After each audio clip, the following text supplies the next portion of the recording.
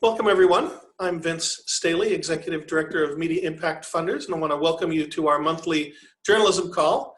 We're going to be talking about international journalism support, and we've got a great lineup to discuss this with you all today. This is a topic that is of growing interest among our members and network, and so we're very happy to bring a great group together to take the discussion further. We had a good track on international journalism funding at our annual Journalism Funders Gathering in San Francisco last October, and we're hoping to build on that great discussion there, and also acknowledging that there's a lot of events happening, particularly in the springtime.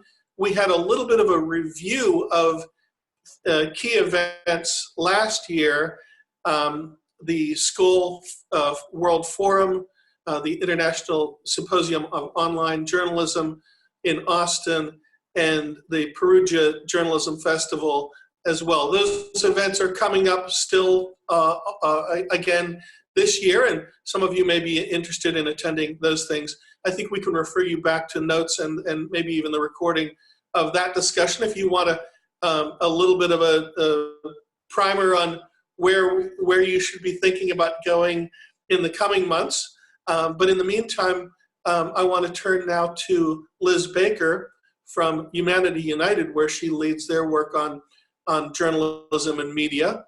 And she's going to moderate our discussion today. So thank you, Liz, and take it away. Okay, thank you so much, Vince and Roshni, for organizing today's webinar.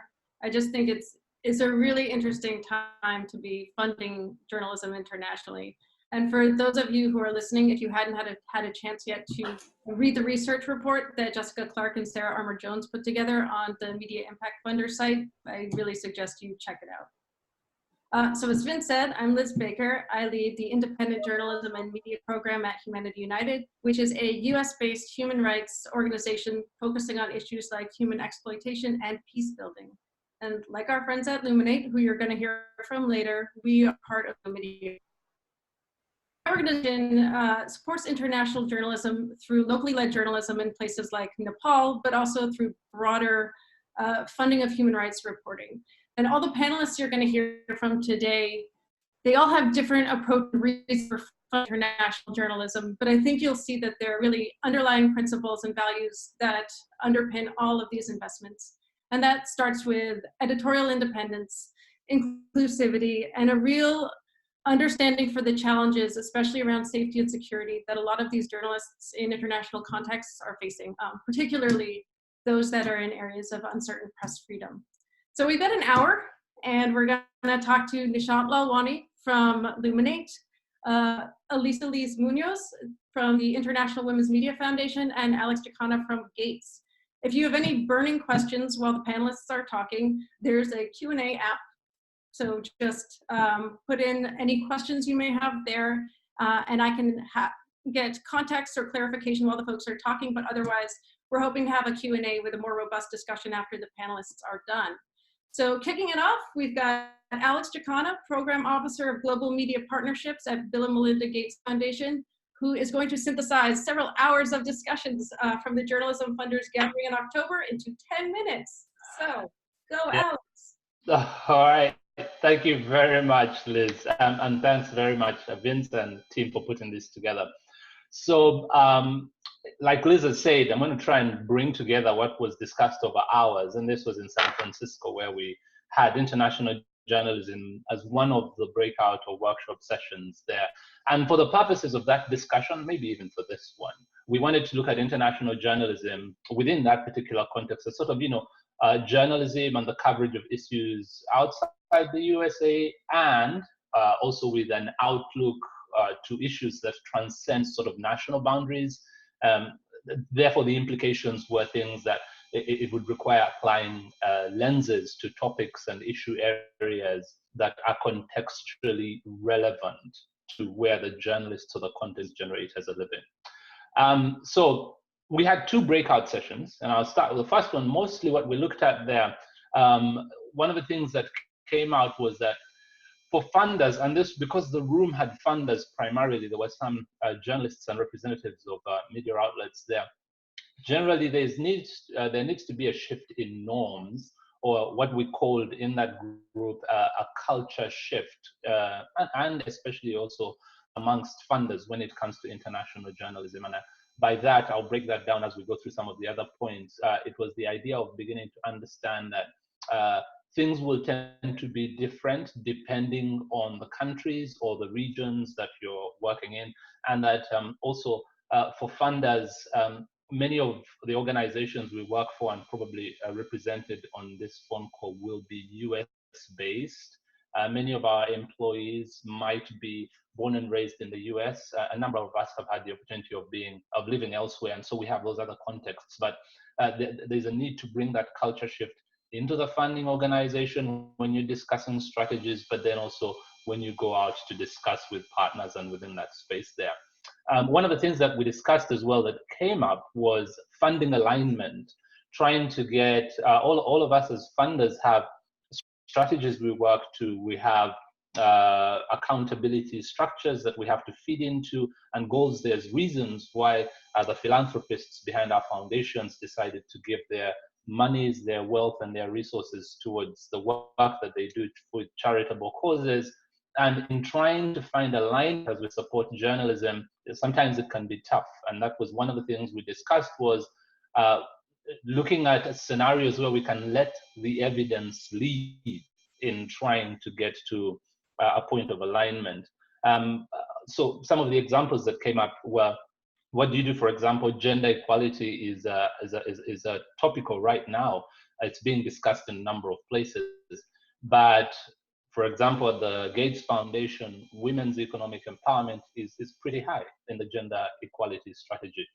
But when you go in most of the markets, you find that gender-based violence is actually what most newspapers will sort of prioritize when they write. And even amongst the CSOs, the advocacy groups, the NGO sector players, GBV, or gender-based violence, is one of the major issues that is discussed. So trying to find alignment between, that's an example of where funding alignment can be tough. But we discovered that one of the issues that came up in the discussion as well was that with listening to grantees and then following the evidence, it usually is the case that it doesn't have to be a case of one or the other. The two tend to be interdependent, and it's just a long enough conversation with enough patience and listening will bring it to that point. Worth bearing in mind also, the discussion brought to light as you move out, and especially this discussion looked at a developed and developing world, or global north, global south. You can pick whichever one of those terms works best for you. Bearing in mind the difference between local journalists and foreign correspondents, and how that plays into the journalism they do. And as we support journalism, having that at the back of our minds, even as we cultivate grants. So things like, an example that was brought up is just looking at the difference in access to decision makers that foreign correspondents have vis-a-vis local correspondents if you're trying to practice accountability journalism. And I know this for a fact, having been born and raised in Uganda and began broadcasting there, then moved to the BBC and did broadcasting there. You could see the difference in access to decision makers if you were from the BBC vis-a-vis if you were from the Daily Monitor. An interview was almost always granted to a foreign correspondent. And so this is something that needs to be borne in mind, and how do we as funders either disrupt or at least certainly not reinforce some of these practices so that local journalists get that done. But even as that is being done, unintended consequences have to be borne in mind, because if local journalists are being given the support that we believe they deserve, again, there is a distinction between the way they'll be treated. If they're practicing accountability journalism, there's a cover that a foreign journalist will have that a local journalist will not have. And there is a duty of care element that we discussed further on down there. How do we provide that if we support good and robust journalism, bearing in mind that it could have consequences like that? Some things to be borne in mind there. Then the other thing was also to know that local reporting and might look different, especially in the developing world and the global south. and that there are certain approaches or sensitivities that might appear or not appear, depending on the context you're in.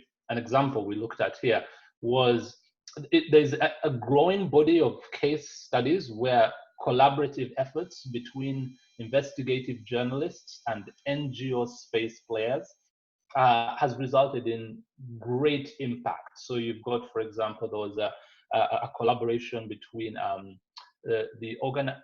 think it's called the Organized Crime and Corruption Reporters Initiative or something like that, that has a collaboration with Transparency International. So the investigative journalists generate the stories, and then the organizations like Transparency International get those stories and use them in their advocacy work to push further.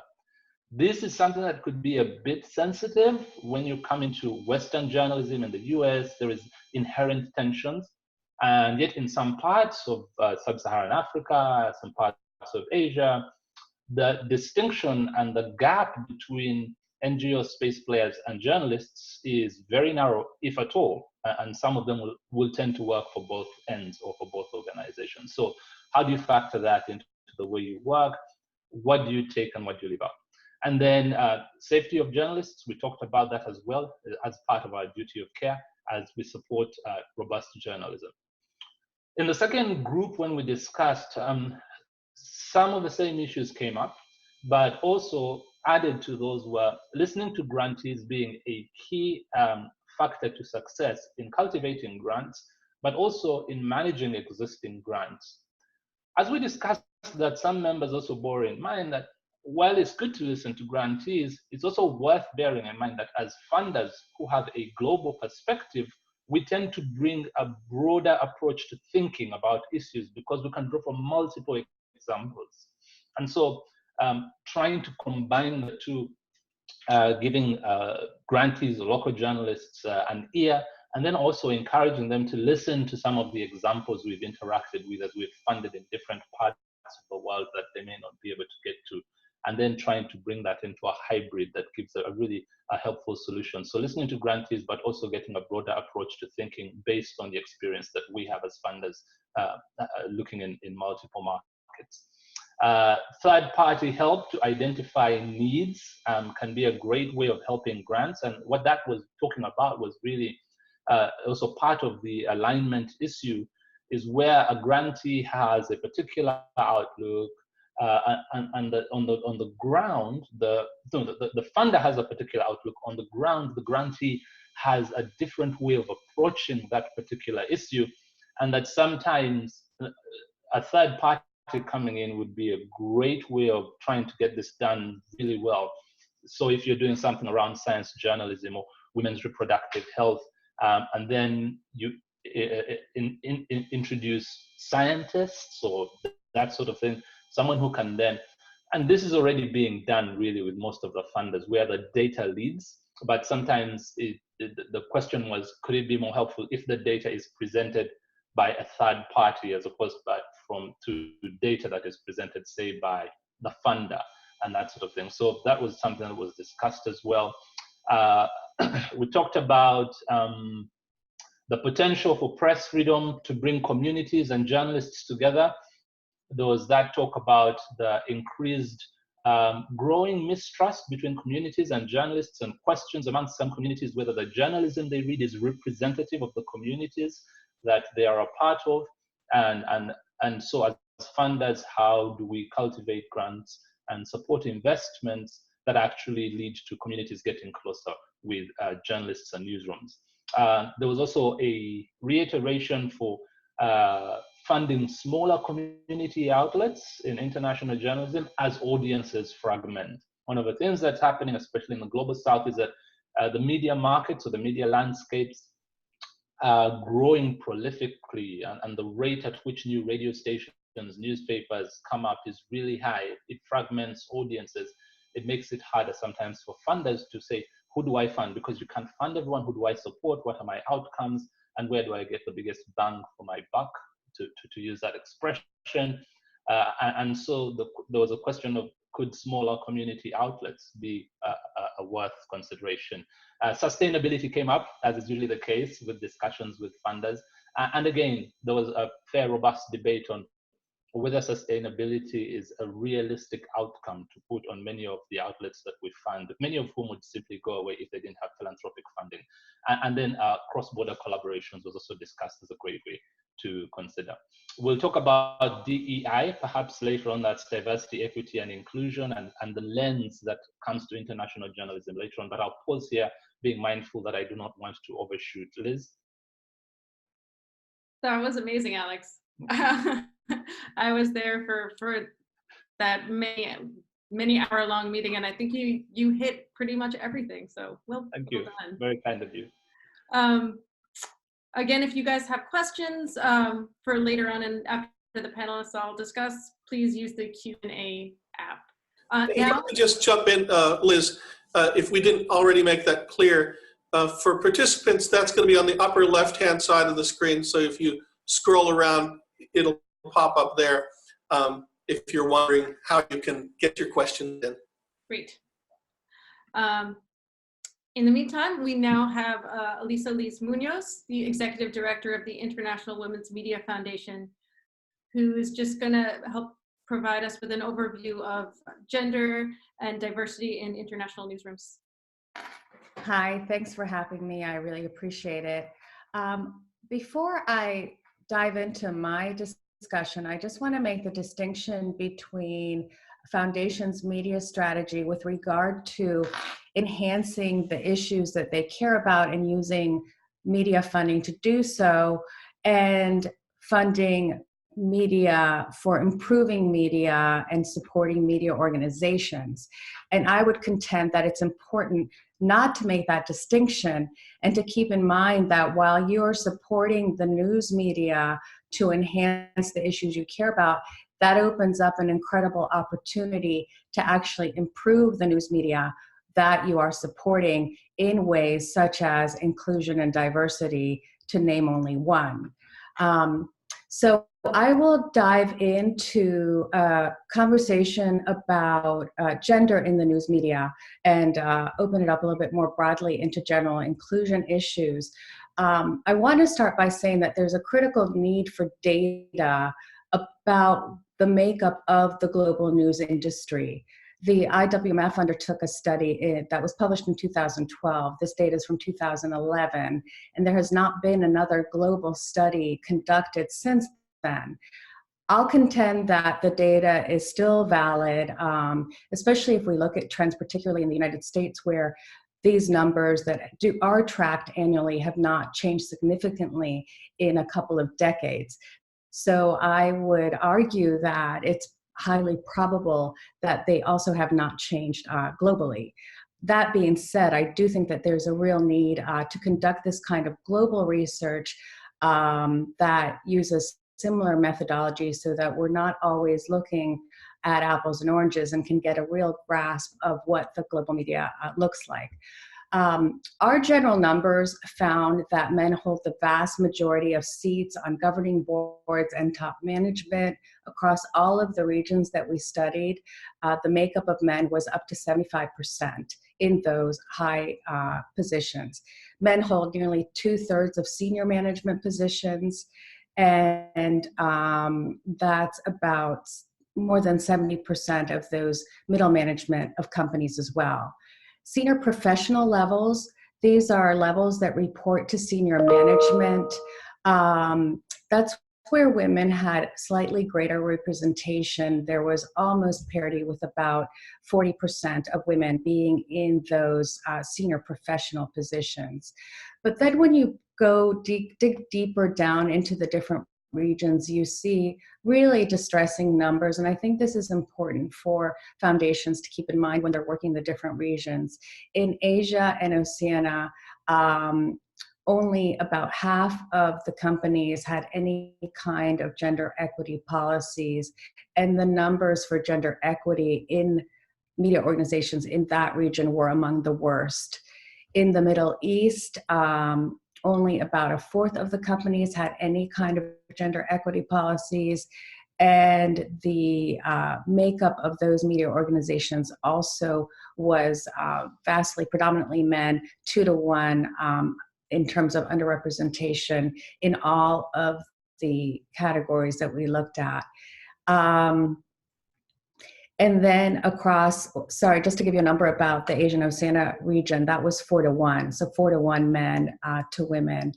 Eastern Europe, interestingly, had a better gender breakdown, and the researchers that we used in Eastern Europe pointed to the consequences of the communist rule, where women were highly educated and participated in the news media, but they did see those numbers starting to go in the opposite direction with more liberalization. So sadly, there could be some backtracking in that regard. All of this data is in the IWMS report, which I believe is being shared with you, so you can look more specifically. But the way that I generally describe it is that there is a tremendous glass ceiling globally in the news media, and the differences only occur when you look at the different levels where that might have the greatest impact. So if you're looking at the Nordic countries, the US, Western Europe, those are slightly higher levels of achievement that women are gaining, but there's still very much a glass ceiling that is in place. I mean, you can see that play out in the news media when you hear reports of the first ever news vice president at X, Y, or Z company, that there are still these firsts being reported. It's a great thing that there is a first, but I always find it slightly disheartening that we're still talking about the first woman X, Y, or Z in major media organizations in Europe and US companies.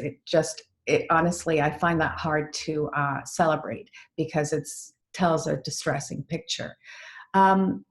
When we talk about what are the barriers to women's participation in the news media around the world, obviously those vary drastically.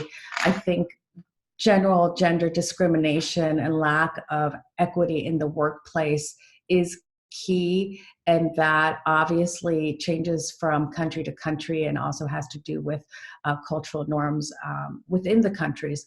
But a huge impetus is really lack of opportunity. At the IWMF, we work in some countries that have very little press freedom and very little gender equity. Generally, countries like in the Great Lakes region of Africa, the Central African Republic, South Sudan, the DRC, Uganda, one of them.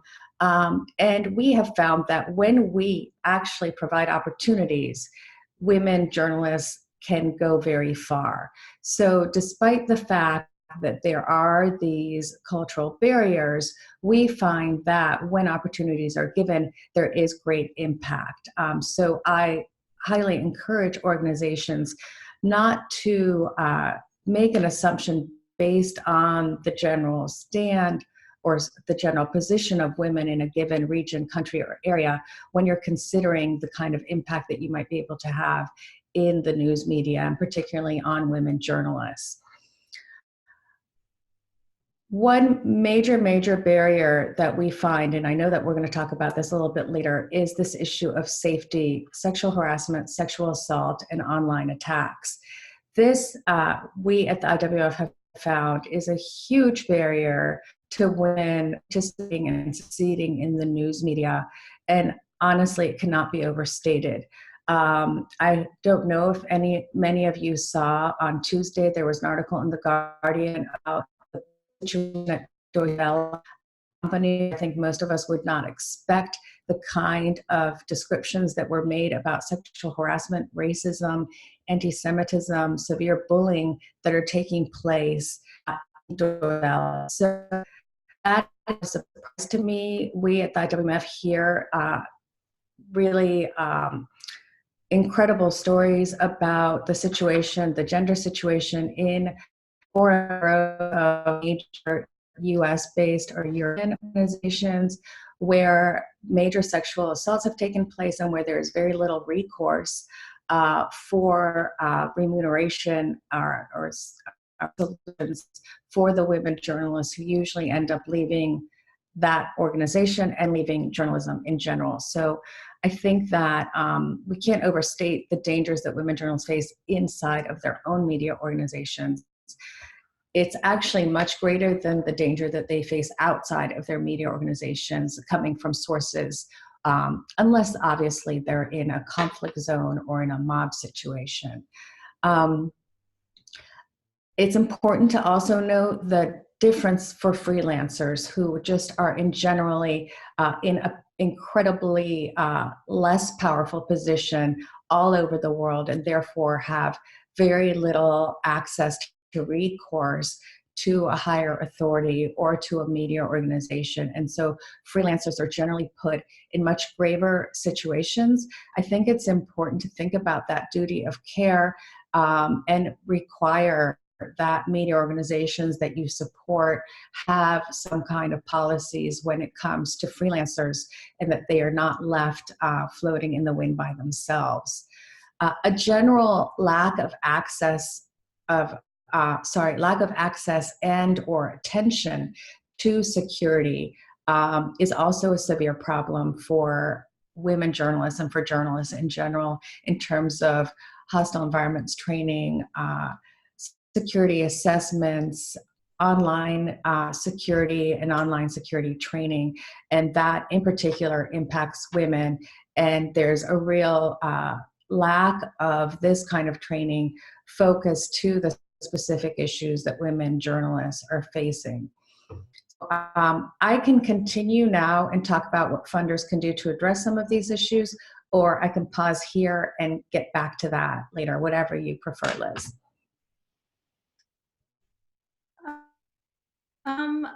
Let's get back to that, because I think we're going to have a lot of questions around duty of care. Is there anything else you want to add before we move on? I do just want to add that there are very specific things that funders can do to address all of these issues, and so I look forward to talking about those when we get back to it. Okay. Moving on for now, we have Nishant Lalwani, the Director of Investments of Independent Media at Luminate, who's going to be talking about the International Fund for Public Interest Journalism. Thank you, Liz. And thank you so much, Elisa, as well, and for the work you do. Luminate funds IWMF, and I encourage everyone on the call to do so as well. So I'm Nishant Lalwani, and I lead independent media investments at Luminate, which is a philanthropic entity funded by the Midjar Group, much like Humanity United. Also on the call is James Dean, who's the Director of Policy and Research at BBC Media Action, and who I've been working with very closely on this idea now for a year or so. I just wanted to give a shout out to him. Thanks for joining, and he may be able to opine on some of the questions at the end.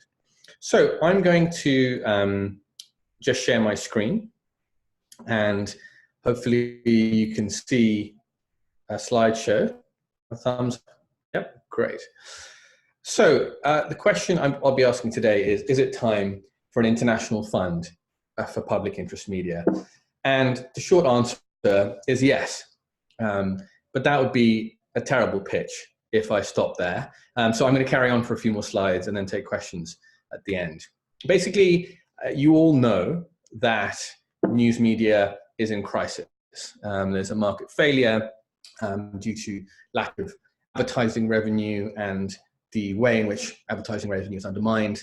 The business model for journalism, there's digital advertising has really distorted the value proposition of journalism, separating the customer from the audience, and media is increasingly being manipulated as well, which is a many-faceted problem, including a regulatory problem, but certainly is exacerbated by the fact that many news titles are shutting down and don't have the financial capacity to keep running. So, an international fund for public interest media, what problems would it be solving? Well, hopefully, it's clear what the issues are with the systemic market failure in public interest media. There's democratic costs that you're all aware of around manipulated elections, political polarization, unaccountable governance. And there's also development costs, famine, disaster, misinformed publics, the failure to meet sustainable development goals. I'm going through this quickly because I understand that you're all bought in to the problems in media, otherwise you wouldn't be funding it. We also recognize, however, that there are additional development resources available to support some of these problems, and that there's actually pretty weak existing architecture to match resources to need around the world. There are very few funders who fund media internationally. Most of them do so with very specific mandates, often changing their strategies, working in very specific countries. So there isn't really a robust architecture across, especially low and middle income countries, to try and address these costs and prevent them from taking place. So what's the rationale for an international fund for public interest media? Well, there's sort of 5 goals which setting up such a fund would hopefully achieve. Firstly, it could dramatically expand the resources available to support media. Secondly, we hope it would lower the transaction costs of development agencies doing so.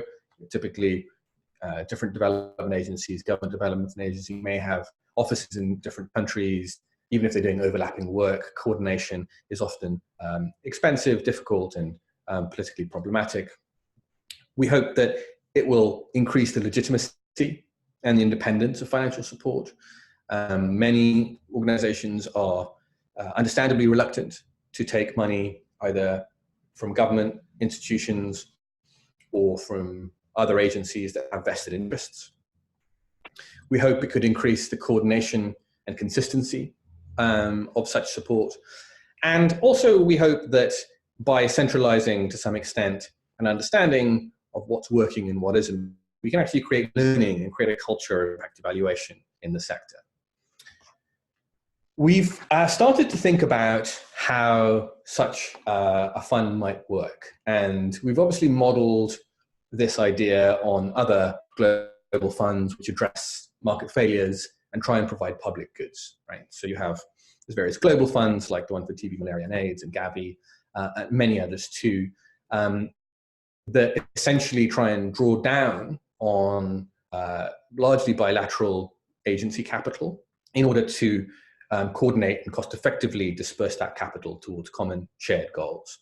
And we've started working on a feasibility study, which will actually be ready in a few weeks. So we'll send it to all of you. It's much more comprehensive than the deck I'm presenting today. But we've also worked with the Global Forum for Media Development, done some stakeholder consultations with their members, got feedback on the idea, about 50 of their members. We've worked with PricewaterhouseCoopers, who've done a review of what the design considerations are for global funds like these. They've run many of them alongside challenge funds, other such mechanisms. And we're beginning to understand that this is possible, that this is a high potential idea, and that this could be one of the few kind of mechanisms on the table to get us through the crisis we're going through in media until we actually develop longer term systemic and regulatory solutions that can change the playing field for all involved. We've got feedback from those consultations which shows that people believe this market failure is real, that the costs are huge, and that if we actually set up a mechanism for channeling additional resources, that they may well become available. So where would this funding come from? Well, if you look at the current flows of ODA, overseas development assistance, to media, the data shows that about 0.3% of all ODA goes to media. That's about just under $300 million, which is a tiny amount really when you think about the importance of media on democracy and stability across the world. If you look at the countries that money goes to, furthermore, this is a time axis on the x-axis, so from 2008 to 2017, you'll see that it goes very inconsistently to different places. This is the top 10 countries in 2008, 2012, 2017, and only 3, Ukraine, Afghanistan, and China, are actually consistently on that list, and others pop on and pop off, which means that media support is going into certain countries but not staying there, maybe moving to other political priorities over time based on different administrations. And that's hugely problematic. We hope that we can raise a significant amount of money in order to set up this fund. I think if we don't, then we won't be really adding to the ecosystem in a material way. So while we've sort of done the maths and realized that about $100 million would allow us to run a fund cost effectively, we hope to raise $1 billion. Now that may seem like a lot of money, but we've thought about how we might get it. I mean, doubling the current level of ODA that goes to media would be about $550 million per annum. We hope that large tech providers, many of whom have understood or beginning to understand their impact on journalism, may be able to contribute. We know that Facebook and Google have regularly contributed hundreds of millions of dollars to journalism for their specific initiatives focused on the US, focused on Europe, D&I at Google, focused on Asia as well. And I think they would be the first to admit that those initiatives have had some mixed success, in part because it's hard funding media, as you all know. It's hard to be an effective funder of media and a consistent one.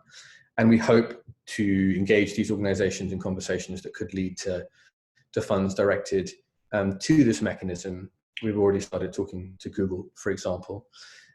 Foundations and philanthropists, of course, are actively involved in this space at the moment, but it'll be critical, I think, to get funding from foundations in order to set up an institution like this. Bilateral donors, government donors, typically will only fund entities like this when they have all the mechanisms in place, all the policies in place, all the legal aspects in place to be able to accept money. And it actually takes some effort to get there. I'm speaking from experience because I was one of the co-founders of the Global Innovation Fund, which is funded by DFID and CEDA, USAID and others, about $200 million. And it took a while to get to a state where a USAID could put money into the Global Innovation Fund. And it took a couple of $1 million of philanthropic money to get there too. We may be successful with public donations, although it's not something that we would rely on. And there'll be hopefully some in-kind resourcing as well. So how would a fund like this work? Well, we've crafted a mission statement. We've also crafted the definition of what public interest media is, because that's the first question we always get. Neither of these are perfect. We hope that these could be refined over time as we better understand how the funds available for this meet the problem statement. But we're working, as you'll send you the feasibility study, we're working on an architecture that will put in place kind of Fund 1.0, something to start from, something to have conversations about, and to answer the basic questions. One of the key questions that we're trying to address is what will be the scope of the fund and how will the fund be governed. So we foresee three areas of investment, and by investment I mean grant making and nonprofit capital. One is investigative journalism, obviously a really, really critical part of the way in which we hold governments and other power to account. The second, international media support to provide robust financial coverage for the intermediary entities that play such an important role in many low and middle income countries. And thirdly, and critically, regional basis to support national level media. Support for example, national Kenyan, news, or national Argentinian news that would come into, local offices, which the fund has. In terms of the board, we're yet to create one, but we imagine it would be diverse across those interested in journalism, media research as well, to ensure that we have a good understanding of what works, and also those who have expertise in finance and law. There would be representation across genders here, across countries, and across expertise. This is a very early stage organizational structure for the organization. And the reason why I put this up is because I just wanted to point out that we're a couple of things. First of all, we're looking at having an advisory council that meets annually, which will have representation from recipient countries, from media development organizations, and a number of other key parties in the conversation. They won't necessarily have fiduciary input, but they will have advisory input.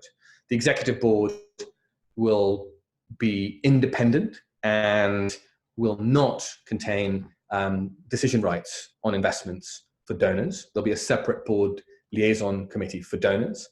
So all decisions around grants made by the fund will actually be independent of the political or other priorities of the donors. And then briefly, you can see at the bottom of the organizational chart that we foresee regional offices for the fund, because we think that decision-making should be decentralized, be sensitive to the local considerations of particular countries and regions, rather than being a centralized kind of global north institution. That's not at all what we're envisaging for the fund. My last slide, what happens next? We are publishing a feasibility study soon. We'll send that to you. We've already got an advisory group set up, people like Ethan Zuckerman, Ying Chan of Hong Kong Journalism School, Sarah Lister, UNDP, Google are on that too, as are DFID and CEDA. We need to develop essentially fundraising and political strategies.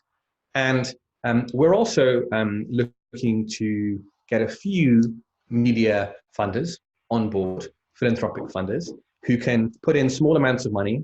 Luminate will be part of this, and we're hoping for 3 or 4 funders to put in maybe $200,000 or $300,000 each over 2 years. So we can actually hire a top-notch executive director and a very small secretariat, maybe 1 or 2 people, to actually conduct the fundraising and lead the initiation and growth of the organization.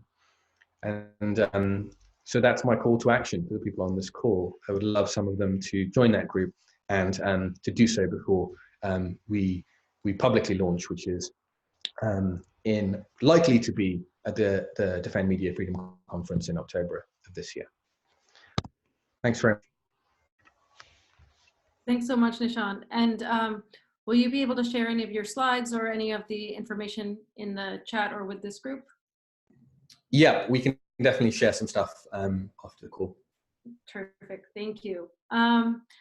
While we have the time, I'd just love to circle back with you, Elisa, to talk a little bit more about what funders can do and duty of care, and how do we ensure that any duty of care that we as funders have, make sure that it's including more vulnerable and marginalized people within the organizations that we're supporting. And anything else you want to say about how funders can improve? Yeah, sure, absolutely. I think that this fund in particular is just an incredible opportunity to really shape what these media organizations, what their goals are, and what they will look like in a few years. I think that I've been distressed by the funding of media organizations as they stand, without any real look at changes in the makeup of the organization, and just looking at systems and business models. And I think that the makeup of an organization should really be part of what foundations look at. So I think a detailed reporting back of the diversity makeup of the media organizations that are being funded is really critical. And a lot of times this kind of just stops at the number of men and women. And I think that it's really important to dig deeper and to count where these positions and where these diverse populations are. You know, if you have diversity at the bottom but not at the top, that is not going to lead to change in that media organization.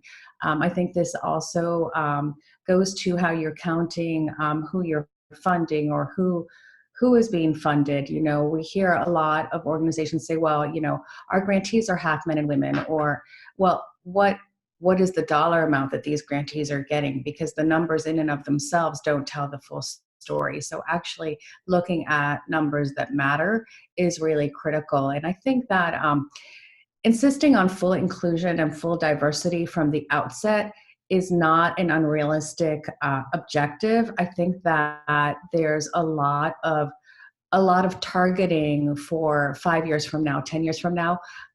I don't think that that's necessary. I think if media organizations want to make change, immediately, there is the opportunity to do that. You can find the people to fill those roles if you're really looking. And there's a lot of relying on this notion that these professionals don't exist in a certain country. I would argue that if you look hard enough, you will find them. I know that our own network of women journalists across the globe is incredibly impressive, and all of our programs are made up almost of 100% women. And so it is doable, and it should be the goal. I think the inclusion of men in any gender initiative is really critical.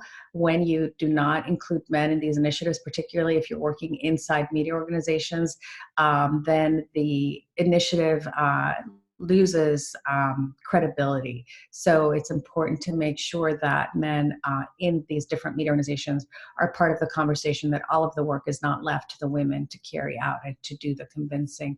Obviously, including editors and higher levels of media organizations is critical if you're trying to make these changes. And some things that are often overlooked is working with women's media organizations in country.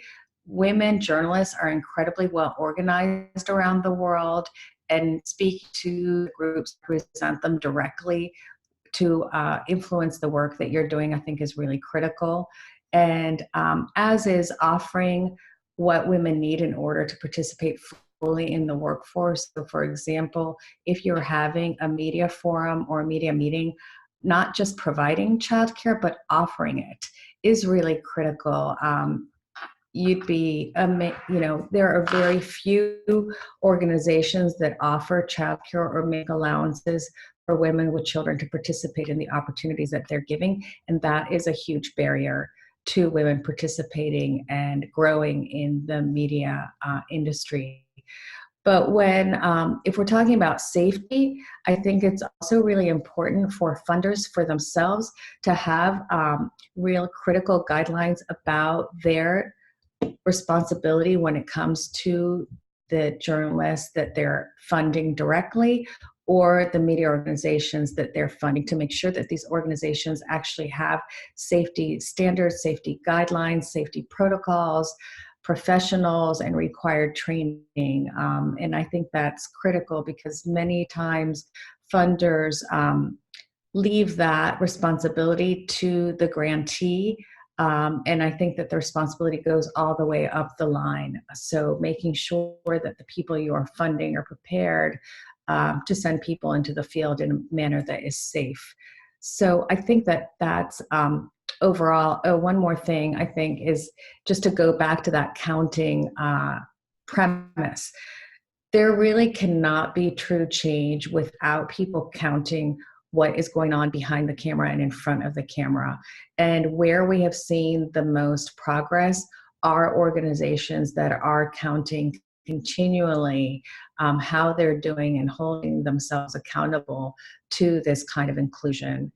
So I think that all of those things are critical.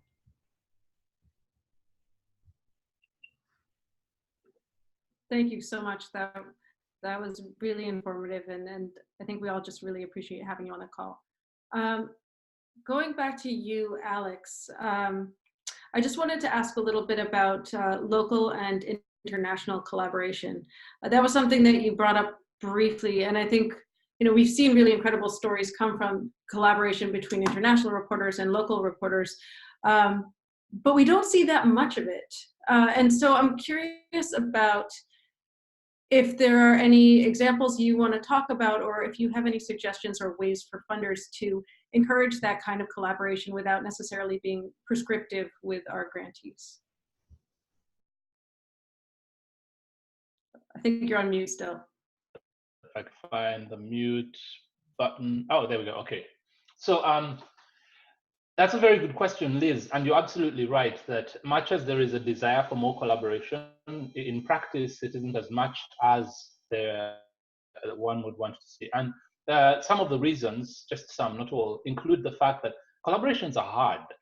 We have found that distribution sort of partnerships where one outlet generates content and they have an agreement for someone else to distribute, or they have the license to be able to take that content and puts on their outlets, those are much easier to do. When it comes to editorial partnerships, those sort of collaborations, it gets a lot harder because it goes beyond the two individuals that are doing a story, 2 or 3 individuals, and it goes into newsroom structures, ethics, and editorial guidelines, and different outlets, or at least different parts, seeing themselves either as better or the other not quite measuring up to the editorial guidelines that they would have. So there's a bit of a struggle there. However, one of the things that has begun to help is the realization that newsrooms are coming to on their own, that many of the problems that they deal with at home actually are not confined to the national boundaries within which they live, and that one, either there are solutions elsewhere that can be borrowed from, or the problems are shared, and therefore reporting that covers a comprehensive look is quite helpful. But with the collapse of the business models that Nishant has talked about, not many outlets are able to send correspondence across the world the way they used to, and this is where editorial partnerships have come in. Example of how we've done this is, again, one of the things we've tried to avoid is using some of the philanthropic support that we give. We would like to see some of, say, the health or, say, gender issues that would be common in different geographies covered with, say, a reporter from sub-Saharan Africa contributing to a story with a reporter from Europe, because the issue is a shared challenge. And instead of giving grants, so one thing we found, and this is true in all spheres of life, is that money is a great motivator. So when there is funding that has been made available for a collaboration, people find a way to make the editorial partnership work. But then we've wanted to move away from giving money to the sort of North American or European-based organizations, which traditionally have tended to get money to then go into either Asia or sub-Saharan Africa to do the work, and try and get the money to move to the places where the stories will be coming from. So an example we have in mind is we have got a partnership that is we're supporting, and it's funded. This is for specifically gender equality reporting, to get more of a gender lens on all stories, not just on gender stories, but whether it's business, economics, politics, health, name it, to bring a gender lens to that, which is very hard to do in a newsroom. Like Elisa has said, that is 75% men, and even in that 75%, when you go to the top newsroom leadership, it's 100% men.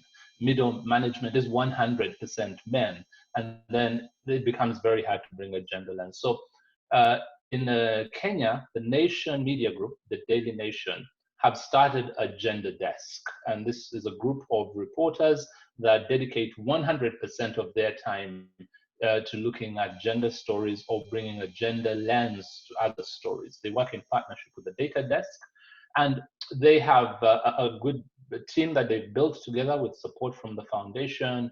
And to Elisa's point, it has got men on the gender desk as well, which was a key element.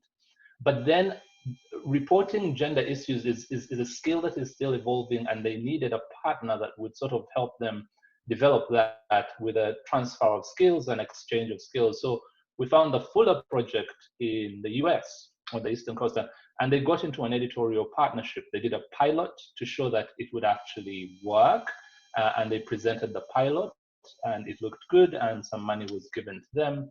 And so they're doing this together, where the Fuller Project has got someone who is in the Nation Media newsroom at the desk. They work together.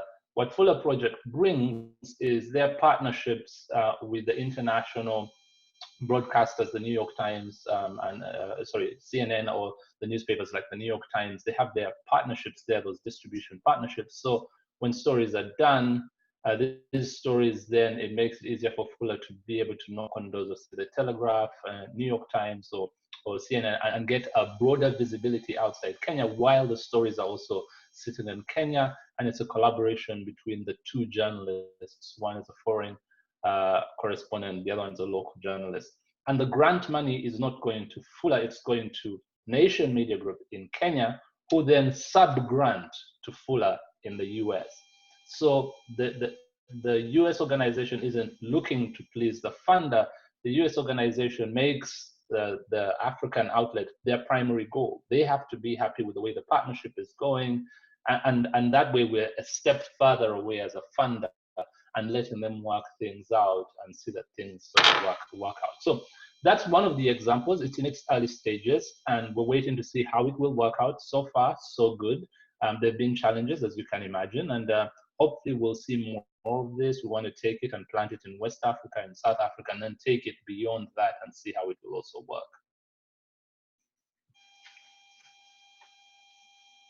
Thanks so much, Alex. We have actually several questions now in 3 minutes, so we're going to try to be really quick. We did get one anonymous question, and that is from an attendee who asked, said, Elisa mentioned the lingering glass ceiling for women in journalism. Are there any comparable industries or sectors that have made progress in breaking or cracking the glass ceiling for media and journalism to look at and emulate? And I'm passing this to you, Elisa. Yeah. I don't think so. To be honest, not that I'm aware. Others, please chime in if you know of any. That being said, I do think that there are examples within media organizations where progress has been made in terms of prioritizing the hiring of women and the ways that one can go about that. There's one organization that I know has created some methodologies to support hiring, removing the bias from hiring. And I will find that name of that organization shortly and share it. But I think that it's important to look at organizations that have made inroads at improvement, or at least who have instituted programs that have led to some change. I'm not saying that these organizations have fixed their internal problems, but that there are methodologies that organizations can use to address these glass ceilings. And part of the problem is that what you find that, for example, if there is a woman who is at the top of an organization, the progress that is made with that woman bringing other women in is very quickly reversed when that woman is replaced by a man. And so these kinds of institutional changes are really dependent on individuals. And I think that's a key factor that needs to change. So I know that quota is a dirty word, particularly in the United States, but what we have found through our research is that countries that have some sort of quota system or specific legal requirement are the ones that actually do best in terms of diversity. So unfortunately, I don't think that there are great examples of other industries at all. Thanks, Elisa. And I know we have a few questions in that we haven't had time to answer today. So we'll circle around with you and I'll let Vince wrap up now. Yeah, actually, this is a continuation of a conversation. We've had opportunities to start elsewhere, and we're going to definitely be returning to this topic many times in the coming months. And so some of you we will see in person, hopefully. We're going to be going back to the School World Forum on March 31st in Oxford. If any funders are going to be going to the School Forum or are near enough to Oxford to come out for the morning, we'll be there, and will be many other venues as well. I want to acknowledge that some of you may be going to Perugia, to Austin for ISOJ, to any of these meetings. Look for each other. We'll try to help connect you and continue this conversation in that format. I also want to thank our friends at the European Journalism Center and their Journalism Funders Forum. They've circulated this information, and some of their members are on the call, on the webinar. And since it's already the weekend there, many others may tune in on the recording. And so thank you for listening in whichever way that you may be doing that. But let's keep track of what the EJC is doing as well, and we look to them as good colleagues in this work. I'll just close by saying that we know that threats to press freedom are growing, and that the awareness of those threats is a force that many people are reacting to, and that philanthropy is responding to. And so we need to understand ways to harness the concern for overcoming the threats to press freedom, and that maybe contributing to the international fund that Nishant was able to discuss is one way of responding. Equally, the consciousness around Me Too and attacks on sexual assault and sexual harassment in the workplace are much more prevalent and much more, there's much greater awareness, and hopefully we can also harness the awareness of that towards the work that Elisa was discussing as well. But we will certainly continue these conversations in webinars, in programs in the future. So thank you for all of your attention. And thanks, Liz, for moderating a really great call. Thank you all, and goodbye.